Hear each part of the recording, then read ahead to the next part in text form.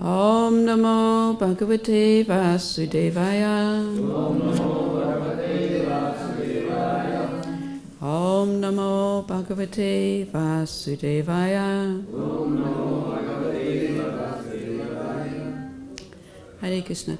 So today we're reading from Srimad Bhagavad Gita as it is, chapter number 2, contents of the Gita summarized, and we're doing text number 2 again. This is the last time for text number 2. Tomorrow will be text 3. Yeah. Bhuvanesh will give on 2, 3 tomorrow. Sri Bhagavan Uvacha. Kutastva kashmalam idam Vishamay samupastitam Annaryam justam ashvargyam Akirti karam arjuna. Sri Bhagavan Uvacha. Kutastva kashmalam idam Vishame samupastitam Annarya gujustam ashvargyam Akirte karam arjuna. Sri Bhagavan Uvacha. Kutastva kashmalam idam Vishame samupastitam Annarya justam asvargyam Akirti karam arjuna.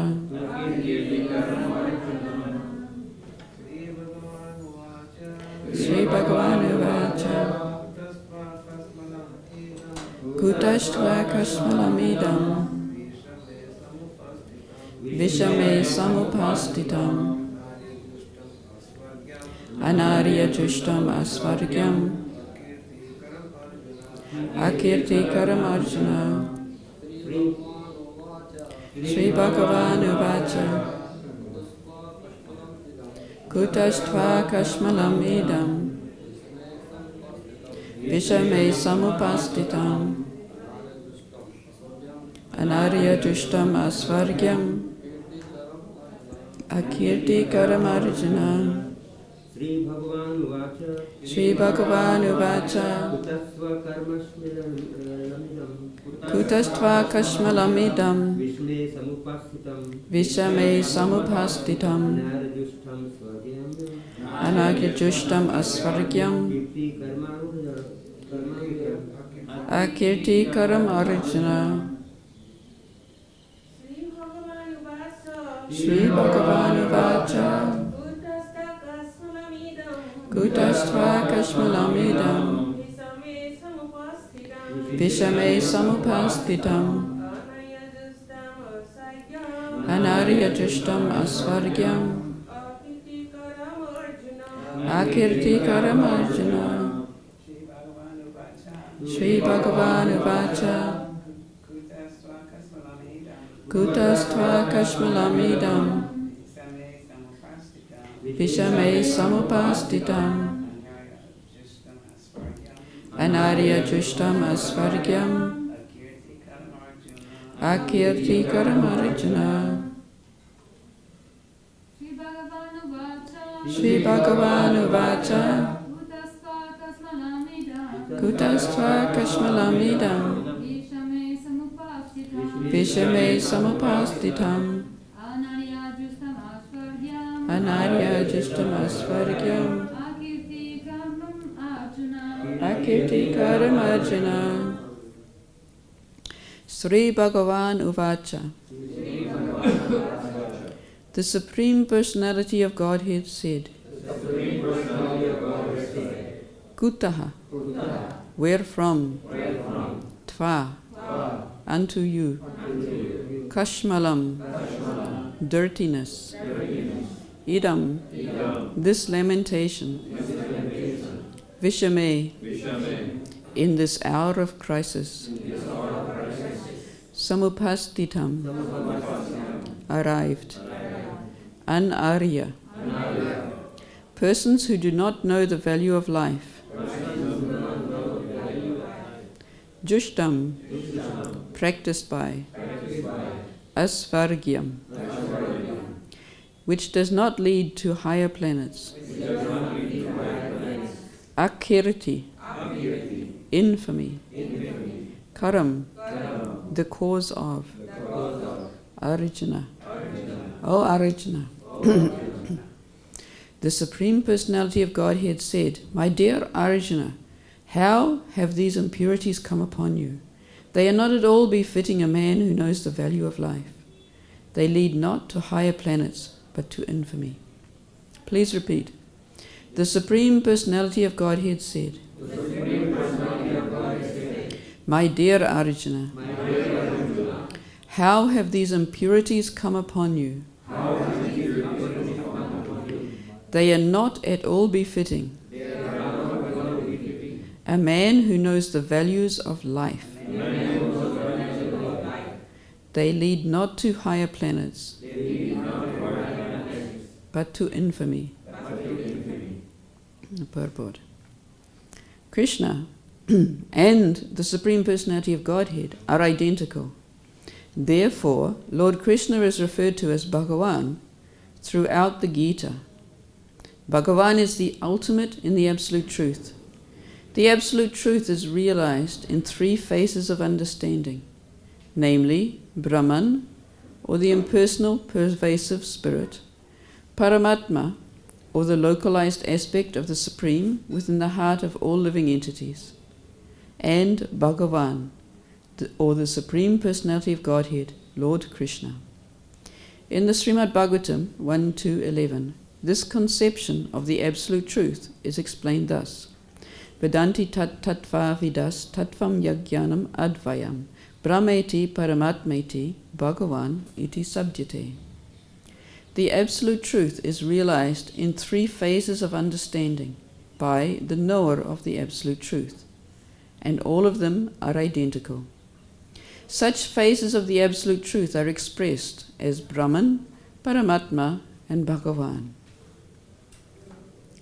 These three divine aspects can be explained by the example of the sun, which also has three different aspects, namely the sunshine, the sun's surface, and the sun planet itself. One who studies the sunshine is only the preliminary student. One who studies the sun's surface is further advanced, and one who can enter into the sun planet is the highest. Ordinary students who are satisfied by simply understanding the sunshine, its universal pervasiveness, and the glaring effulgence of its impersonal nature, may be compared to those who realize only the Brahman feature of the Absolute Truth. The student who has advanced still further can know the sun disk, which is compared to knowledge of the Paramatma feature of the Absolute Truth. And the student who can enter into the heart of the sun planet is compared to those who realize the personal features of the Absolute Truth.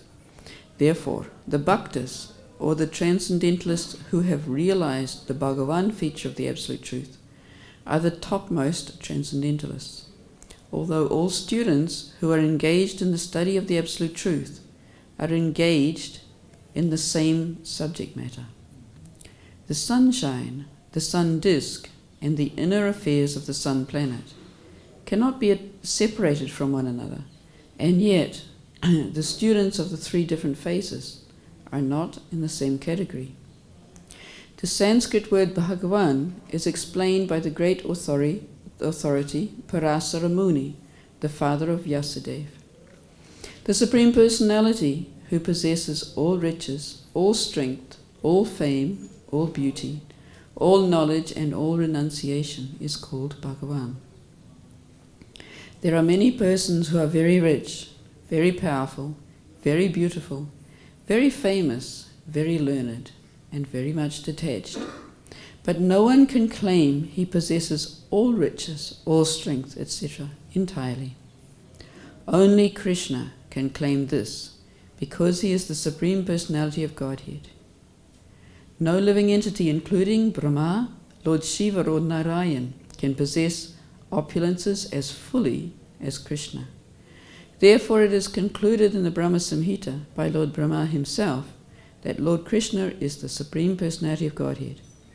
No one is equal to or above him. He is the primeval Lord, or Bhagavan, known as Govinda, and he is the supreme cause of all causes. Ishvara Parama Krishna Satchidananda Vigraha Anadiradir Govinda Sarva Karana Karanam. There are many personalities possessing the qualities of Bhagavan, but Krishna is supreme because none can excel him. He is the supreme person. His body is eternal, full of knowledge and bliss. He is the primeval Lord Govinda and the cause of all causes. Brahma Samhita 5.1. In the Bhagavatam also there is a list of many incarnations of the Supreme Personality of Godhead. But Krishna is described as the original personality of Godhead, from whom many, many incarnations and personalities of Godhead expand.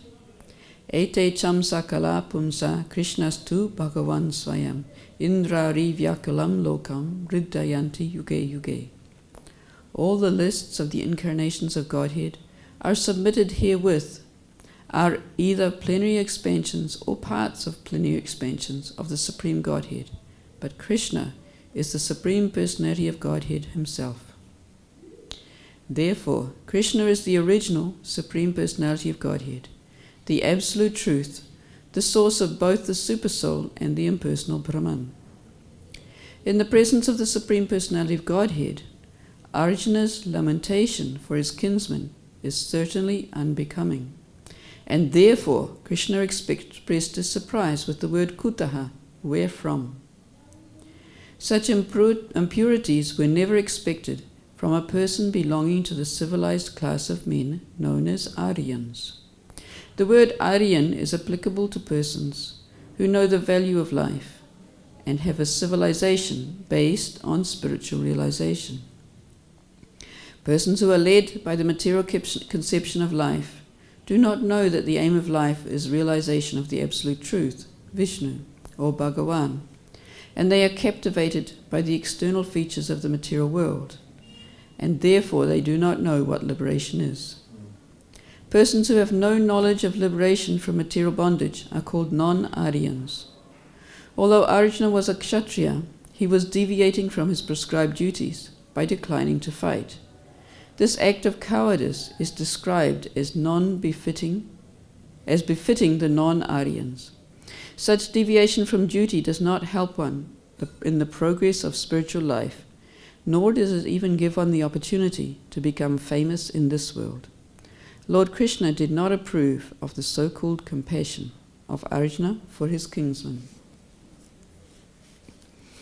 Almagyanatimirandasya gyananjana shalakaya chakshuran melitam yena tasmai Shri Gurave Namaha Sri Chaitanya Manobhistam Stapitam Yena Bhutale Swayam Rupa Kadamayam Dadati Swapadantikam Vandayaham Sri Guruho Sri Yuta Padakamalam Sri Guruna Vaishnavamscha Sri Rupam Sagrijatam Sahagana Raghunatan Vitam Tam Sajivam Sadvaitam Savadutam Parichana Sihitam Krishna Chaitanya Devam Sri Radha Krishna Padan Sahagana Lalita Sri Visakan Vitamscha Hey Krishna Karuna Sindhu Dinabandho Jagatpate Gopesha Gopika Kanta Radha Kanta Namostate Tapta Kanchana Gaurangi Radhe Vrindavaneshwari Vrishabhanu Sute Devi Pranamami Hari Priye Vancha Kalpatarubhyascha Kripa Sindhubhya Evacha Patitanam Pavanebhyo Vaishnavebhyo Namo Namaha Nama Om Vishnu Padaya Krishna Prestaya Bhutale Srimati Bhakti Vedanta Swaminiti Namane Namaste Saraswati Devi Gauravani Pracharine Nirvishesha Shunyavadi Paschatya Deshatarne Jai Shri Krishna Chaitanya Prabhu Nityananda Sri Advaita Gadadhara Srivasadi Gaura Bhakta Vrinda Hare Krishna Krishna Krishna Hare Hare Hare Rama Rama Rama Hare Hare.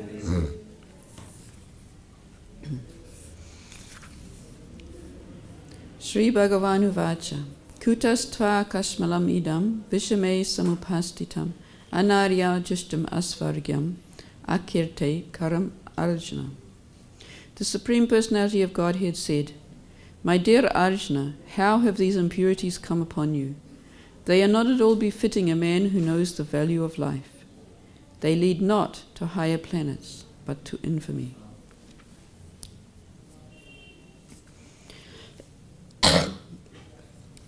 So, in the purport, Srila Prabhupada has spent quite a large proportion of the purport explaining how Krishna is Bhagavan. Now this is because this is the first time in the Gita that it says Sri Bhagavan Uvacha. In the first chapter, Krishna did speak. When he took Arjuna in front of all the warriors, he said, Behold, all these Kurus assembled here. But at that time, it didn't say Sri Bhagavan Uvacha. So this is the first part of the Gita where it says Sri Bhagavan Uvacha. So Prabhupada wants to clear that to start with. We have to understand who is speaking the Bhagavad Gita. We know, Srila Prabhupada has told us how many commentaries there are in the Bhagavad Gita. Not one of them actually realizes who Krishna is. Even though it's quite clearly here in the Bhagavad Gita, Sri Bhagavan Uvacha, various commentators say it's the super soul within Krishna, or no, it's somebody else, or no, it's just for our philosophical understanding and it's not actually a real story. Very popular amongst New Age in the West to understand things just in a simple way. It's an impersonal way. Just to read something and think, well, this is here for my realization, and actually what it says is not literal. But of course, when we do that, we subject this knowledge to our interpretation. Srila Prabhupada explains in the introduction to the Bhagavad Gita how if you're going to at all study the Bhagavad Gita, you must at least theoretically accept what it says. He says you must at least theoretically accept that Lord Krishna is the Supreme Personality of Godhead, that he is a personality, and that he is speaking the Bhagavad Gita. If we try merely to understand the Bhagavad Gita by our own interpretation, there are some verses which obviously speak about Krishna as a person we have to put aside. And then our false ego will put aside anything that we don't agree with. The system of parampara is that we accept the authority, not blindly, but by intelligent deliberation. We find out who is the authority, and then we accept that authority. Here Prabhupada is quoting Parasara Muni, who's the father of Vyasadeva. He's a great authority on the Vedic literatures. Later, even when Arjuna accepts Krishna as the Supreme Personality, he quotes also the greatest authorities, Devala, Asita, Narada. As a way that we can follow, so that we know we have to follow the authorities. Krishna himself in the 4th chapter speaks about the parampara, how it comes from him. He spoke originally to the sun god, but that parampara got lost, philosophically got lost. It became degraded. People misinterpreted it. They used their own mental speculation. So therefore, he is speaking the supreme science again to Arjuna. So really, in some ways, this verse begins Lord Krishna's instructions in the Bhagavad Gita.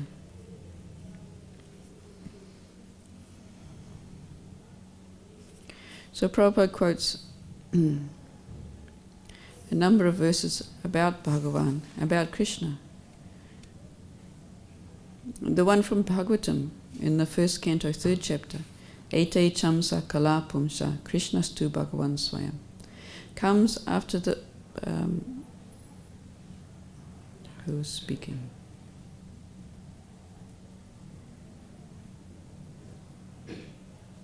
That's before Sukadev Goswami speaks. So the list of the incarnations of Godhead are given, and after that list of about 19 or 20 incarnations, which includes Krishna and Balaram, he concludes by saying this verse, Ete chamsa kala pumsam, which means all of these incarnations he's just described are either amsa or kala, portions or portions of the Supreme Personality of Godhead, Pumsa. But Krishna's tu Bhagavan Swayam, Krishna's is personally Bhagavan. Indrari Vyakulam Lokam Mridayanta Yuga Yuge. He comes again and again in different yugas. So in many places, Prabhupada uses so many sources to explain how Krishna is the original Supreme Personality of Godhead, even ahead of Vishnu and Narayan. We may not, of course, realize this fully, but as I said, we must accept what we're reading as the truth. Otherwise, we will gain nothing from it. Srila Prabhupada also gave the example of the different phases of the Supreme Personality of Godhead. Vedanti tat tatvat vidas tatvam yagyanam advayam brahmeti paramatmati bhagavan iti sabjati. So the example of the sunshine, the sun disk, and the sun globe is given. And Prabhupada mentions that one who studies the sunshine is a beginner. We of course can study the sunshine from where we are on the earth planet. The sun shines on our head, so we think, okay, we know the sunshine. But if we don't know the source of the sunshine, we're limited. We might think, okay, the sun goes to sleep at night. We don't understand that the sun is forever revolving. If we simply study the sunshine, okay, the sunshine appears in the morning and it disappears in the evening, and we don't know anything else about it. So when one comes to understand the sun disk, there are many scientists who study the sun disk. They take photographs of all the flames coming from the sun disk, and some big and some small. And to do that, they have to use more elaborate instruments, like telescopes. And they go above the atmosphere and use their telescopes above the atmosphere to get a clearer picture. So it takes them more effort to do that. But still they're not getting a full indication. So one can understand that all this is simply with our material senses. But to understand the sun planet itself, as we understand it from the Vedic literatures, that there is a lord of the sun planet, there is a demigod in control of the sun planet, and there are living entities there. Prabhupada uses another verse to show that, where it says living entities are everywhere in this material creation. It was said in the morning class a couple of days ago talking about Soma, the moon god, because we were talking about the Prachetas in the morning class, and how Prabhupada in the purport was saying Soma is the demigod in charge of all the trees. So how ludicrous is it to think that on his own planet, the moon planet, there are not trees and vegetation. He's the controlling deity of the trees and vegetation. So to not understand that the Vedic literatures, and this we cannot see with our own eyes. I think it was perhaps H.G.Lavanga a few days ago in the morning class, he was saying that within this material world there are more subtle and more subtle evidences. And so we can only, with our present senses, present material body, we can only see what is gross? What is gross material? We can see the moon. We can't see anything on the moon. We can see the sun. We can't see anything on the sun. But when one gets some mystic yogic powers, one can see a more subtle level, and the higher planetary systems and the demigods and the deities governing those higher planetary systems can be realized even by transcendentalists who are still in this material world. But for us, we simply have to find that authority and accept that authority. So this is why it's so important to realize Krishna is Bhagavan and realize what Bhagavan actually means.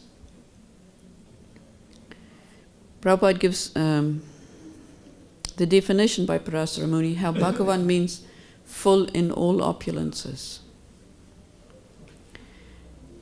And he says many people are very rich, but nobody owns everything in this material world because somebody else also possesses wealth.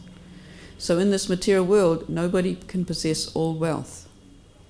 But the creator of this material world actually possesses it, and we don't possess it at all. So therefore he can create all wealth. Similarly, all strength. There are people who are strong, but there are other people who are also strong. But Krishna, he is so strong that he created the strong.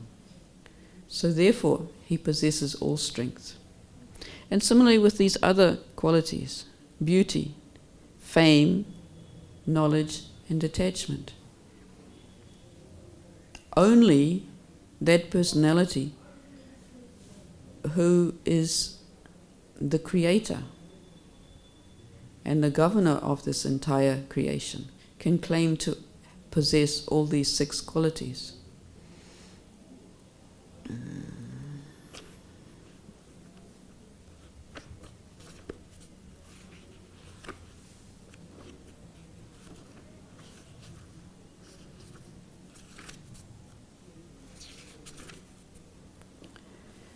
And later in chapter 10, Krishna says, Aham sarvasya prabhavo.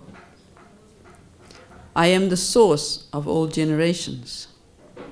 Mata sarvam pravartate. Mata, from me. Sarvam, everything, pravartate, emanates. So he's the source. Everything emanates from him. And then, iti matva bhajante mam, buddha bhava samanvitaha. So knowing this, the wise engage in my devotional service and worship with all their hearts. So that will bring us towards the later part of the purport, where Srila Prabhupada says, in the presence of the Supreme Personality of Godhead, Arjuna's lamentation for his kinsman is certainly unbecoming. Because if we really realize that Krishna is the source of everything, everything emanates from him, he maintains everything, he is everything, then to be caught up in the material field is unbecoming for an Aryan. So Prabhupada describes that human life actually begins when we begin some kind of spiritual process. We may not yet be bhaktas, but without an ordered civilization that has some understanding of the Supreme Personality of Godhead, it's merely a polished animal civilization. So this Aryan is one who knows the value of life, and the civilization is based on spiritual realization. So in the presence of the Supreme Personality of Godhead, one should not be bewildered and get confused.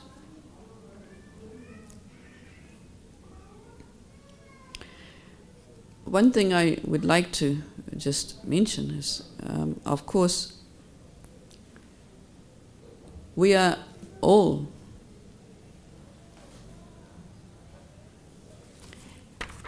in the presence of the Supreme Personality of Godhead, in his form as the Holy Name.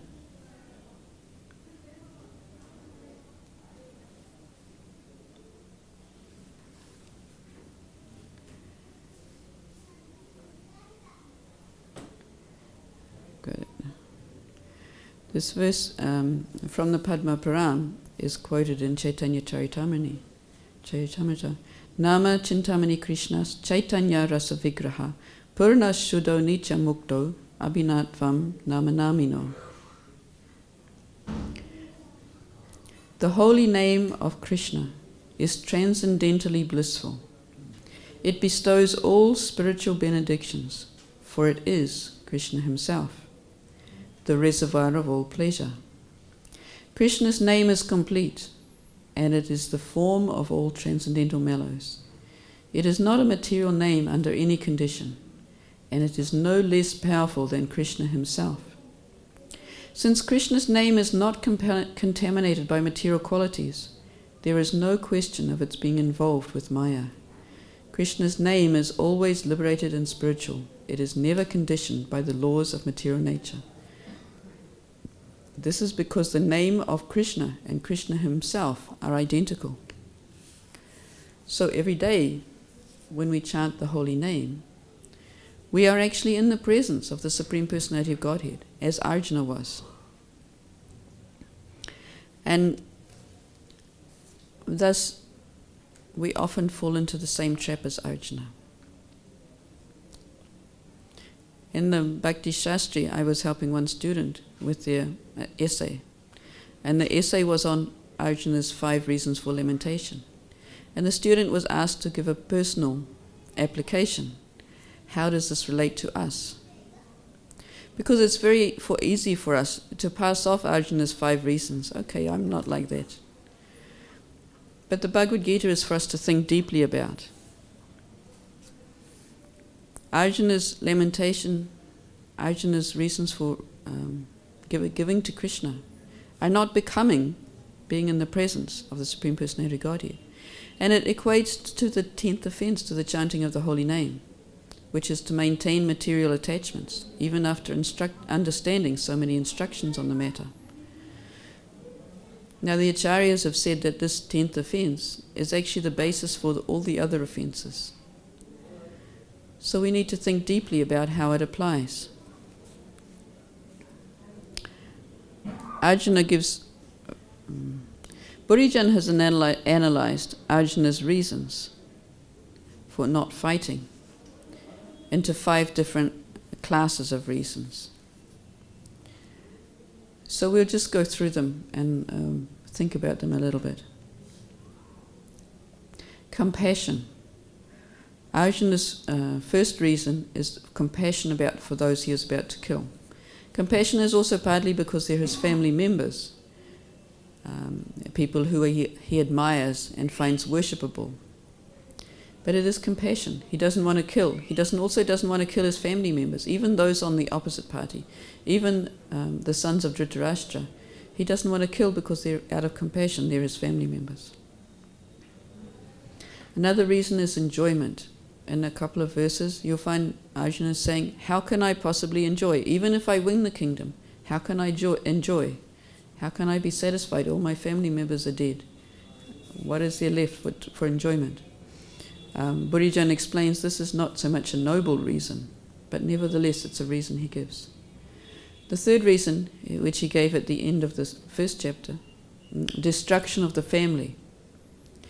When so many Kshatriyas are wiped out in the war, the family traditions will be destroyed. Who will protect the woman? How many 70 million odd men died, so that many wives and children are left without protection. And the whole society will be in disarray. Of course, this is a very good reason. We can understand a lot from Arjuna's reasons. They're good reasons. His missing point was the fact that he was in the presence of the Supreme Personality of Godhead. He says in his reasons, including the family tradition, is that the rituals will no longer be performed, and that even all the ancestors will then go to hell because they have no progeny to perform these rituals. The fourth reason he gives is the fear of sinful reactions. He is quoting at that time from the Dharma Shastra. He says, these people are worshipable by me. It's my guru, it's my grandfather. These people are senior to me. Prabhupada quotes from the Shastras how it's an offence to even speak unkindly towards one's seniors, let alone to kill them. So he said from that point of view, he is leading a sinful life. Now, of course, here in this verse, Krishna is directly challenging that. Because Arjuna had said that by killing his family members, he would end up in hell. But Krishna, at the end of today's verse, he says, Krishna says, how have these impurities come upon you? They are not at all befitting a man who knows the value of life. They lead not to the higher planets, but to infamy. So Arjuna was saying, if I don't kill these people, then I will be better off. But Krishna is saying, no, if you don't kill these people, then you will be known as you'll be infamy, which means bad fame. Where's the word? Yeah, infamy, akirti, which means you'll be known as a bad person.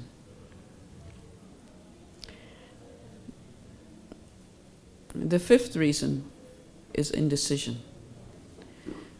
In the last verse, before Arjuna surrenders, he says, I don't know which is better for me, to kill or be killed on the battlefield, or to walk away to the forest. Now this certainly we can all identify with, because it's the nature of our material mind. Our material mind is always trying to justify, trying to plan, and trying to work out what's the best course of action. Continually. Hundreds and thousands of times a day. Shall I do this or shall I do that? Which will be better for me? On a material platform, we're thinking about whether it will improve our enjoyment or whether it will lead to bad results. And we can try and raise to the spiritual platform and think what will be good for our devotional service. But without guidance, it's indecision. Now for Arjuna, it led him to surrender. We'll just look ahead and just see this verse. I like it very much.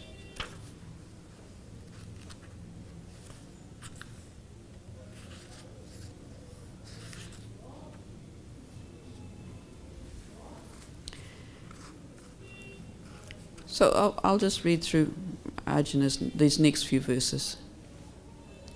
Krishna continues in the next verse, tomorrow's verse, do not yield to this degrading impotence. It does not become you. So Krishna says it's degrading impotence. Arjuna thought he was doing right. He was doing the best thing to look after the family tradition, to look after his seniors.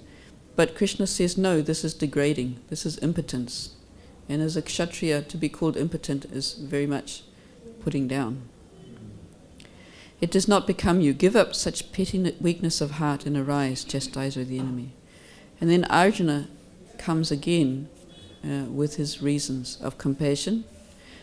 O killer of the enemies, killer of Madhu, how can I counteract with arrows, battle men like Bhishma and Drona who are worthy of my worship? So this is because of their position and also out of compassion. It would be better to live in this world by begging than to live at the cost of the life of great souls who are my teachers. Even though desiring worldly gain, they are superiors. If they are killed, everything we will enjoy will be tainted with blood. So again, now he's coming again with this enjoyment. How can we enjoy? We're tainting with blood by our actions. Nor do we know which is better, conquering them or being conquered by them. If we killed the sons of Dhritarashtra, we would not care to live, yet they are now standing before us on the battlefield. So here he becomes confused. He doesn't know what to do. Now confusion is good, providing we take the right action. Now I'm confused about my duty and have lost all composure because of miserly weakness. In this condition I am asking you to tell me for certain what is best for me. Now I am your disciple and a soul surrendered unto you. Please instruct me. So this point is good. So And here I just want to mention how later in the second chapter, Krishna says, what is time of day for the material person is night for the self-realized soul. What is day for the self-realized soul is night for the material person. So how much opposite some of these qualities are. Indecision and helplessness. As material qualities, they're very bad qualities. We don't want to be indecisive. We don't want to be helpless. But in the spiritual context, this indecisiveness, this feeling of helplessness, can lead us to surrender to Guru, to actually seek guidance from a qualified person. It's actually prerequisite. When we approach a spiritual master, we have to have an attitude of wanting to learn.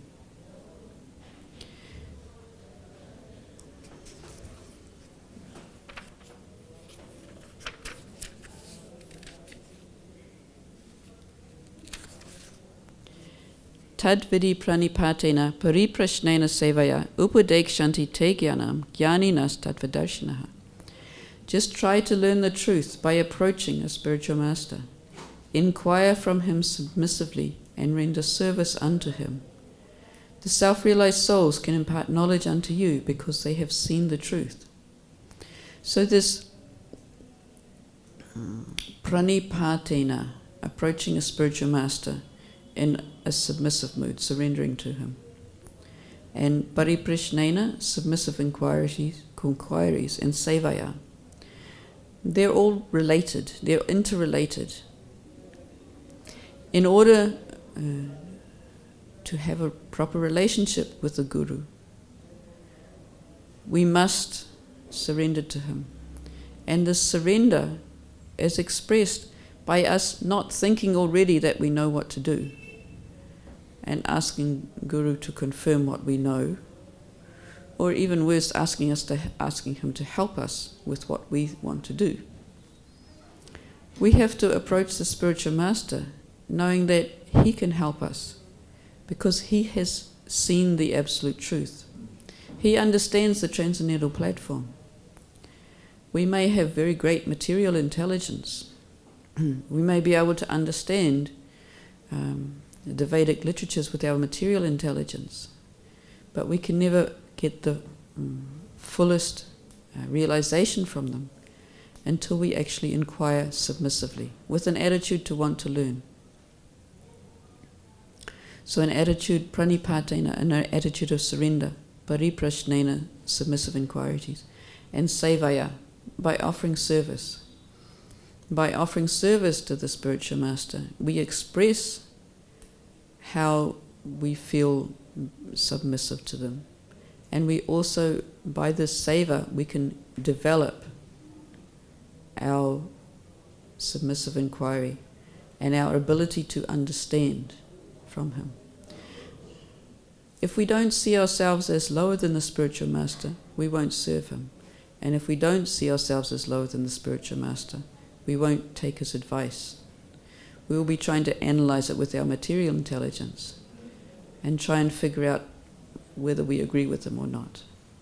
In the same way as the mental speculators take the Bhagavad Gita and take what they agree with and discard what they don't agree with, we also cannot do that with the spiritual master. We have to fully follow this process of transcendental knowledge.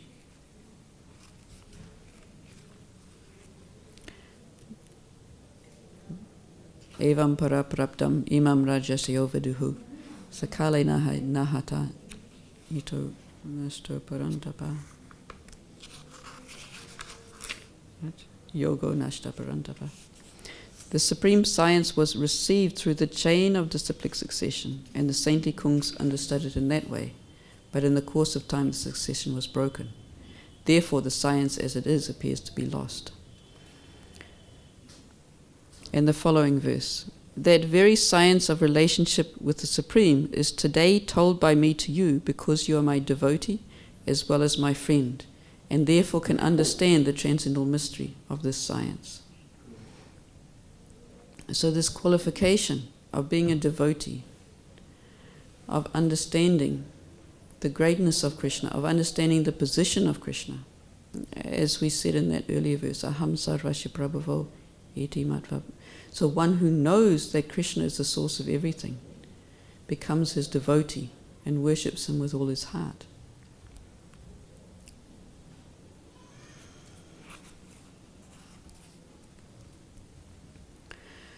So in that way, Arjuna here is expressing these doubts. He's expressing these reasons not to fight. He's expressing this position of being attached, maintaining material attachments. Even though he's an Aryan, he should understand better. As we have come to chanting the holy name, we also need to think about our attachments and how we should not follow Arjuna in indecision, but we should follow Arjuna in surrendering to the Guru Parampara and following very carefully the instructions of Krishna in the Bhagavad Gita fully. And eventually, by such service of hearing and by service to Srila Prabhupada in ISKCON, we will get full realization of Krishna's position. And we'll be able to go back home, back to Godhead. So at this point, I'll ask if there's any comments or questions or corrections.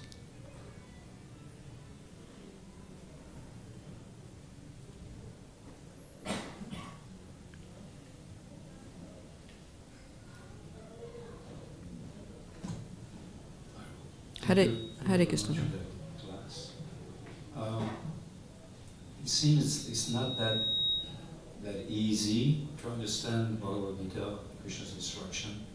One reason is that we are impure and we're covered by the modes, so we filtrate what we hear, and so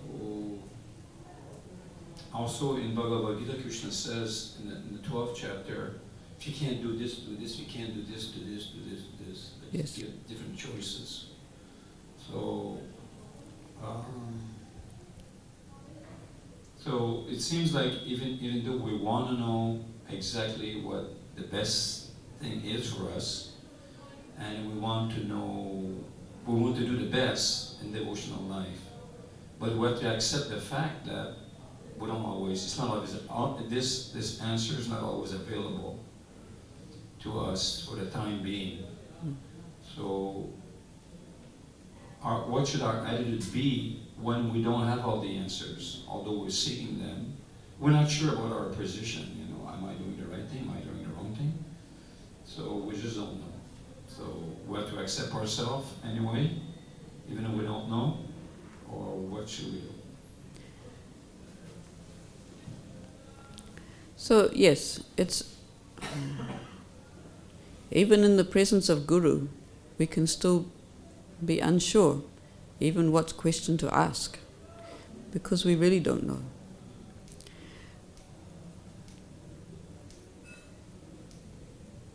The main thing is to be sincere. In the 11th canto, one verse comes to mind. It's not entirely on the same subject, but it is appropriate, where Krishna says that my devotees, they sometimes even fall down into sense gratification.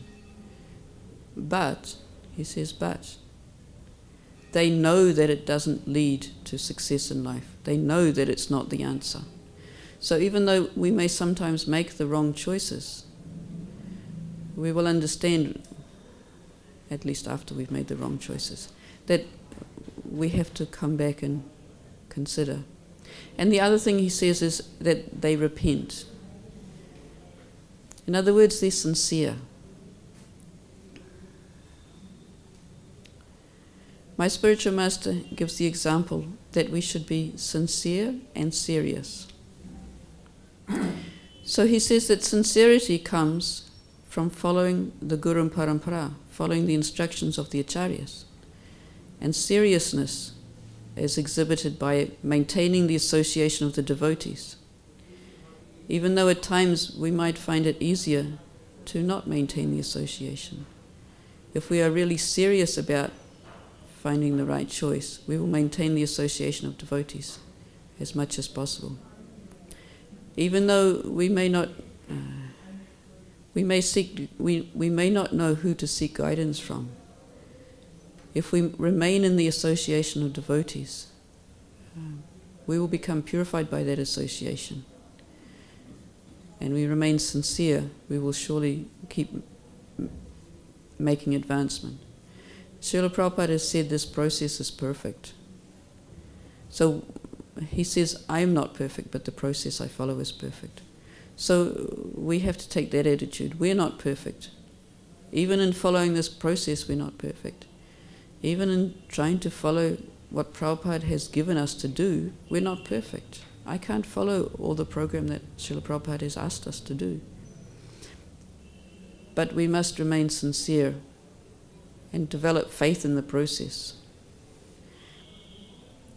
Prabhupada has given us some promises that are very nice to hang on to. He says, you just chant 16 rounds and follow 4 regulative principles. I will take you back to Godhead. Some devotees have said, has quoted, you just hang on to my dhoti and I will take you back. Others have said, don't worry. Prabhupada said, don't worry, I have the back door key.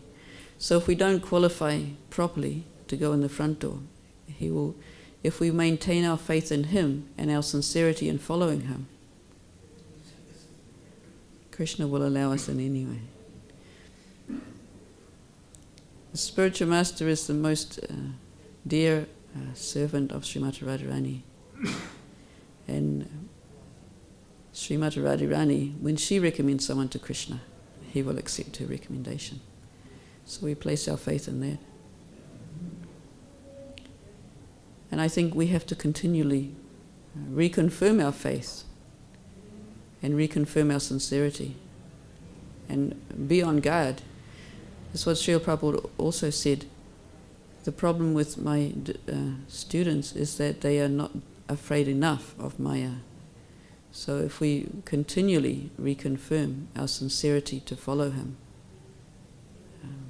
that's my best understanding of how we can maintain progression and not get lost. Thank you, Prabhu.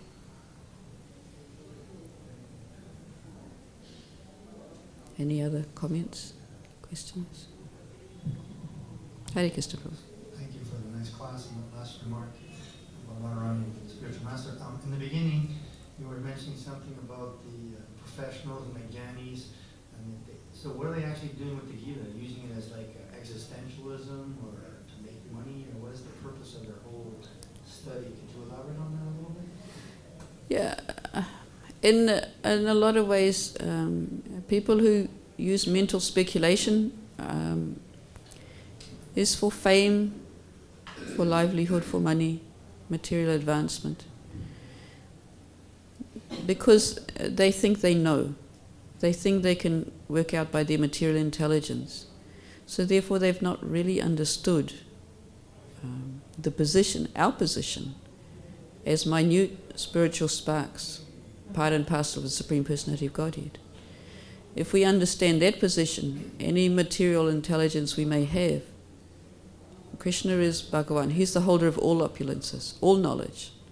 We may have some small knowledge, but if we try to speculate, we are simply trying to agree with our own speculation. So we're not accepting authority. And our position is not as an authority. In the material world, 2 things we try to do. We try to control and we try to enjoy. But only Krishna is actually qualified to control or to enjoy. So anyone who tries to think that they know independently of the authority is in a position of trying to be a controller and enjoyer.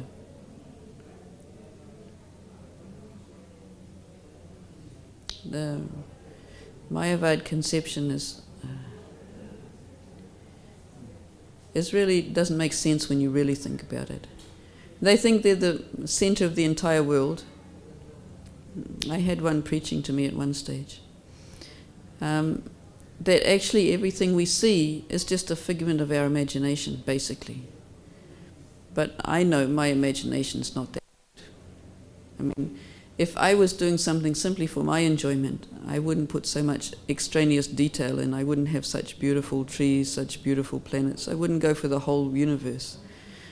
So what they're claiming actually doesn't make logical sense.